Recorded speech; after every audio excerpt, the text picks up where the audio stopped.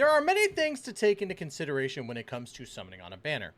Obviously, is it a sought after unit? Like Mavuika and of course Citlali, right? They're both very sought after units, especially since Mavuika is going to be an off-field DPS that looks that she could possibly replace Zhang Ling. And then we also have Citlali, who could quite possibly take the place of Zhongli, which is absolutely insane. And we're going to dive into both of them. But things to consider when summoning for a banner is if the 4 stars are also worth the time. Because honestly, like if you're thinking about summoning on a banner, you don't want just one unit. You want to see if you're getting the best bang for your buck. So today, we're going to be looking at both of these banners here, and we're going to see if this is the best bang for your buck, if you should summon on either Mavuika or Citlali. But before we get into that, make sure to like, comment, subscribe, and don't forget to tell me what you think about both of these banners. And of course, don't forget to check out Gamer Subs. Use code Tystra for 10% off. Y'all, we are so close to getting the Cup of Destiny. I mean, we're a little over halfway there, but still very, very close. So help me get there by making sure you buy some Gamer Subs. Gluten-free, keto-friendly energy. But without any further delay, right, let's go ahead and dive into some of these characters. So first things first, I'm going to talk about characters that I know more about because of the fact that I played with these characters and have my own personal experience. Now, we have Bennett. And everybody can pretty much universally agree that Bennett is probably the best 4-star in the game. That's just by far. Every time I talk about Bennett, it feels like I'm just regurgitating the same vomit every single time. But it's true. Bennett is just that dang good. And if you do not have Bennett, somehow, some way, if you're a brand new player and still looking to get Bennett, Bennett is a must-have, especially if you're going for someone like Mavuika, who will actually benefit from Bennett. Now, what does Bennett do? Well, Bennett is basically a buffer. That's his best thing, and he also heals. Basically, off of his burst here, Bennett performs a jumping attack that deals pyro damage, creating an inspiration field. The inspiration field goes as follows. If the health of the character within the AoE is equal to or falls below 70%, their health will continuously regenerate, and the amount of HP restored scales off of Bennett's max HP. If the health of a character within the AoE is higher than 70%, they gain an attack bonus that's based off of Bennett's base attack. So that's great because you're going to benefit from either being below 70% with the heals or above 70% by getting a boost of attack. That's a big win, right? And it also imbues characters within the AoE with pyro. So pretty dope, right? And honestly, there's a bunch of really, really cool stuff when it comes to Bennett on their constellations, right? So there's a lot to think about when it comes to Bennett. The only downside is Bennett has been in the game since the beginning. That's the sad thing. However, if you do not have him fully constellationed out, you should do that, like ASAP. So Bennett gets a plus up for me because Bennett is just that dang good. A lot of people complaining that he should be dethroned. I don't think so. He's very easily accessible, great for new players. Why would you want that changed? Of course, we also have Diona. Now, Diona is going to be in contrast with Citlali, it looks like, because they're both going to be shielders. From my understanding, I still need to reread Citlali's kit. However, with Diona, a lot of things that people like to say is that Toma is better. I kind of disagree for a little bit. Toma's gotten better, right? There's no denying that Toma, with the latest units that actually can use Toma, has gotten better. I still feel that Diona doesn't get enough credit for what she's able to do, right? Her Icy Paws ability is able to deal cryo damage, but also get a shield from it. The shield has damage absorption that scales based off of Diona's max HP, as you can see here in her ability, and you can fire off to 2 of those to get that. I think that's honestly really, really cool. Now, again, people might disagree, and that's fine, but she's also a healer, right? So not only do you get shields from her E, but you also get heals from her, right? So Drunken Mist deals continuous cryo damage and also continuously regenerates HP to characters within the AoE. Now, I've had people in the past complain and say, that doesn't mean that she's good because she can heal and shield. You could use one or the other. Why not use both? To me, I feel like people just go, oh, well, you know, you could either heal or shield. You're taking up a spot. But what if the character takes up both of those, right?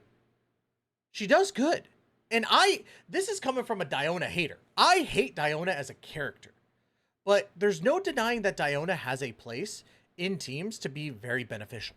So to me, Diona gets an up because even though she's a older character as well, she came out within like the first few patches. She's still really, really good and one of the best shielders in the game. Now, Kachina. Kachina, I don't have a lot of experience with personally. I know that Kachina can basically climb up walls. I know that she's a newer character, obviously, and I do have her, and she's based off of defense, which a lot of characters will actually benefit from, you know, or sorry, not a lot of characters. Not a lot of characters benefit from defense-based stats, right? So having those defense artifacts that you've been trying to get rid of will go great with Kachina so long as you get the right set for her. Now, I think that Kachina is still fun because of the fact that she has, you know, the whole climbing up a wall thing with her drill. She's adorable. That's about it. All I could say about that. I haven't used her in like Spiral Abyss myself or if she's useful, but honestly, Spiral Abyss is always so easy that I think that 9 times out of 10, you could pick a random team and be able to beat it. Think about bringing back that series. Anyways, Kachina is still good. She's newer, so I think she automatically gets an up because of the fact that not a lot of people are going to have her at C6 right out the gate. So she's good. Good banner. Let's talk about Mavuika. And the reason why we're talking about Mavuika first is because Citlali is my new waifu, and that's that. You know, we'll get into that. Mavuika's hot as well. Like, goddamn, look at that zipper. God, look at the view, right? Now, let's go ahead and dive into her actual abilities a little bit, right? So we have her basic attacks, right? She's going to be basically like, you could use her as a main DPS or sub DPS from what I've been seeing, but let's go ahead and dive in. The Named Moment. Calling upon her authority over conflict, Mavuika summons an all-fire armaments passed down through the line. She summons a motorcycle, dealing Night Soul aligned pyro damage. After using this, Night Soul points are restored to max value, and she enters the Night Soul's blessing state.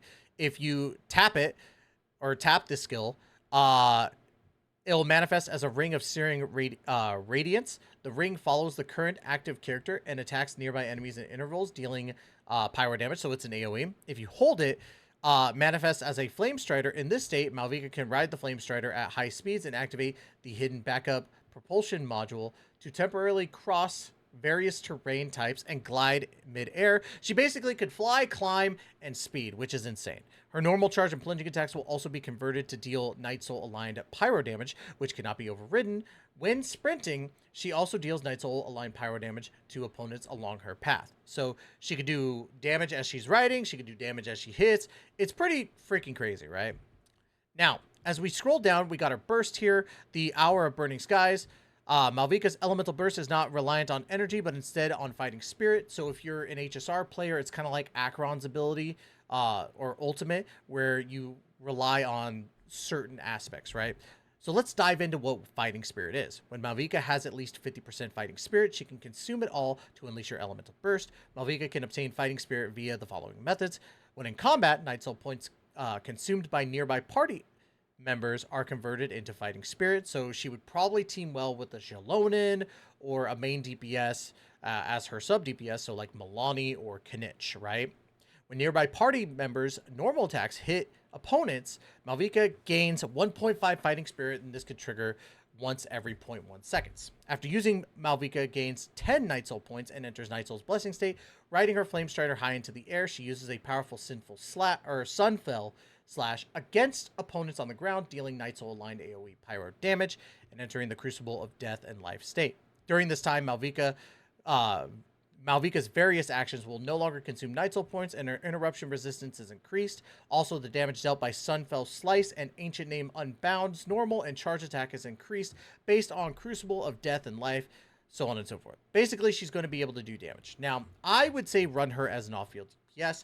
Do I think that she's going to replace Zhengling? I don't think so, and the only reason why is because her damage might be great, but Zhengling's availability is really, really good. I still believe that you could get her for free in the game, so that already has a one-up. But Mavuika is still really, really good, and Archons are usually very strong. I haven't heard any complaints about how strong she is, except for maybe a couple saying that, oh, she's not as powerful as Zhengling. But at the same time, I want to test her for myself before I say that that's the case. Overall, her kit looks good on paper, so I'm going to give her an up because 1, she's an Archon, 2, she's hot, and of course, her kit seems pretty good. Now for the wifey. I love her. She is like the perfect whammon for me. Like, she's fighting against Ganyu, and she's almost coming out on top. She's a Cryo Catalyst character, but let's go ahead and dive into what her kit does. First off, her skill. Dawn Frost Darkstar, right? Secrets passed down by her tribe over the millennia. We're not going to go into that. Let's just talk about what she actually does here. After using the skill, Citlali gains 24 Night Soul points for the Night Soul Blessing. It looks like with her Elemental Mastery, she's able to absorb damage through her shield. I heard something along the lines of, let's see. Where is it? Based on how much Elemental Mastery? Okay, so if you have... like basically from the level 10, if you have 1,000% of Elemental Mastery, you're basically getting a shield that's going to be up to 13,000 HP to be able to absorb. That's insane. That's pretty dang good, right? Now, let's go ahead and dive into her burst here. Summons allies from the party skies and vast earth. Hurling forth an ice storm is bombarded in the area in the front and deals Night Soul aligned AoE cryo damage. This restores a set amount of Night Soul points for Citlali and also summons a Spirit Vessel Skull near a maximum of 3 opponents with the AoE, with 1 skull for each opponent. Spirit Vessel Skull explodes for some time, dealing more cryo damage. So yeah, it's basically, she's like the cryo version of Zhongli. And I think that that's going to be really good because it gives a lot more variety. I think a lot of people like myself have been stuck on using Zhongli in that 4th slot. So she's definitely going to be somebody to use if you want that shielder. Me, I know I don't need a shielder, but I prefer a shielder just in case when I'm doing, you know, basically, I like to do character friendship stuff. And I'd rather be able to have that shielder just in case because of the fact that, A, if I'm using a team that's not very, very good together, it's going to be tough for the switch-ins and doing all the stuff because some might have to stay out longer than normal. So a shielder benefits from that. And 2, it's just extra buffer. That's really all it is. So now with that, do I think you should summon on Mavuika and Citlali? Yes, absolutely. These are 2 of the best Natlan characters to come out, in my personal opinion, outside of Xilonen. I think that Citlali is going to be that great replacement for Zhongli, plus she's really, really adorable. Love her. Mavuika is going to be a great off-field DPS, plus it's an Archon. Archons are usually must-summons normally. So if you are saving, right, if you have saved Primo Gems, this is a great time to summon. If you haven't, I still say don't put money into the game. Use your free-to-play summons and do that. The only thing that I have an issue with, and this will be for a topic for a future video, but I'm gonna touch up on it. Hoyoverse has 20 free summons coming in phase 2, right? That's a big no-no. Why are we getting these 2 brand new characters that are fantastic, but our 20 free summons are coming in phase 2? Again, I understand Lantern Rite is phase 2. I get that, and I'm not arguing against that. But if you're going to put 2 new characters on phase 1, the free summons should go there. If this was 1 new character in phase 1 and 1 new character in phase 2, I would totally understand the 20 free summons going into phase 2, because again, it's for Lantern Rite. The only new character over in phase 2 is Lanyan, and that's a 4-star. I'm not spending 20 summons to get Lanyan, okay? No offense to Lanyan, no offense to Shy Lily, because that's what she looks like. It's just how it is.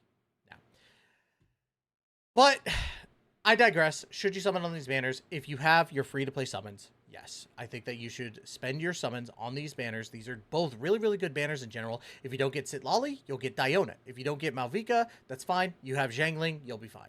So, anyways, that's going to be it for today. Like, comment, subscribe, check out Gamer Subs. And as always, we will catch you in the next video. Please take care and be safe.